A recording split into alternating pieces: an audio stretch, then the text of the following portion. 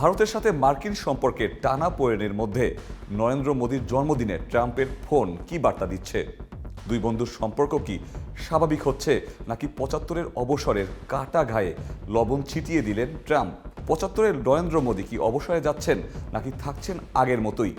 এসবের বিস্তারিত চলুন জেনে নেওয়া যাক। রাশিয়া থেকে মার্কিন নিষেধাজ্ঞা সত্ত্বেও তেল কেনার জেরে ভারতের ওপর কর বসিয়েছিলেন ট্রাম্প। এর জেরে ভারত যুক্তরাষ্ট্রের সম্পর্ক বলতে গেলে তলানিতে গিয়ে ঠেকে। নরেন্দ্র মোদীও ট্রাম্পকে ছেড়ে চীন রাশিয়ার সাথে সম্পর্ক জোরদার করেছেন। এর মধ্যেই ভারতীয় মিডিয়া সংবাদ দিয়েছিল ট্রাম্প নাকি বেশ কয়েকবার ফোন করেও পাননি অভিমানী বন্ধু মোদীকে। তবে শেষ পর্যন্ত পেয়েছেন। দুজনই সোশ্যাল মিডিয়াতে বলেছেন নরেন্দ্র মোদীর জন্মদিনে ফোন দিয়েছিলেন ট্রাম্প। একে অপরকে অভিনন্দনও জানিয়েছেন। দুদেশের সম্পর্ককে অনন্য উচ্চতায় নিয়ে যাবেন বলেও সামাজিক মাধ্যমে তারা উল্লেখ করেছেন।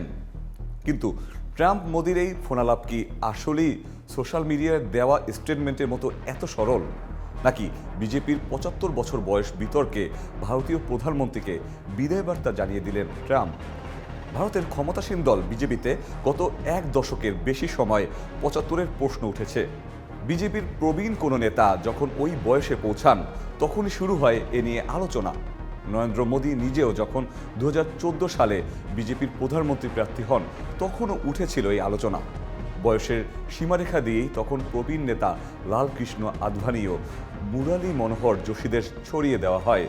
প্রধানমন্ত্রী নরেন্দ্র মোদীরও বয়স এখন ৭৫ বছর। বিজেপিতে এখন একই বিষয় নিয়ে আলোচনা শুরু হয়েছে। এর মধ্যে ডোনাল্ড ট্রাম্প সেই কাটা ঘায়ে লবণ দিয়ে মোদীকে বিদায় বার্তা জানালেন।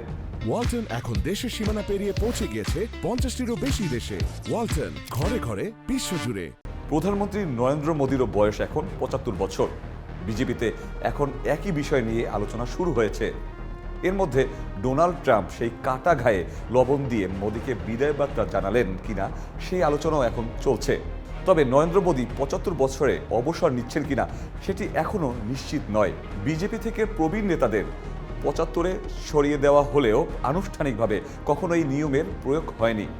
দলটির সংবিধানেও এটা যুক্ত করা নেই। অলিখিত বিষয়টি আনুষ্ঠানিক সামনে আসে আনন্দীবেন প্যাটেলের ইস্তফা দেওয়ার পর।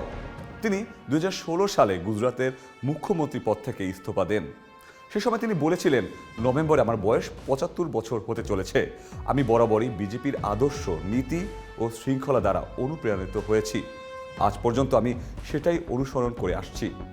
বেশ কিছুদিন ধরে দলের ৭৫ বছরের বেশি বয়সের নেতা এবং কর্মীরা স্বেচ্ছায় তাদের পদ ছেড়ে দিচ্ছেন, যাতে তরুণরা সুযোগ পায়। নভেম্বর মাসে আমিও ৭৫ বছর পূর্ণ করতে চলেছি। গুজরাতের সাবেক এই মুখ্যমন্ত্রীর ইস্তফা সহ এসব উদাহরণ টেনে ভারতের রাজনীতিতে নরেন্দ্র মোদীর ৭৫তম জন্মদিন অন্যতম আলোচিত বিষয়। এর মধ্যে ট্রাম্পের ফোন সেই আলোচনার আগুনে ঘি ঢেলে দিয়েছে।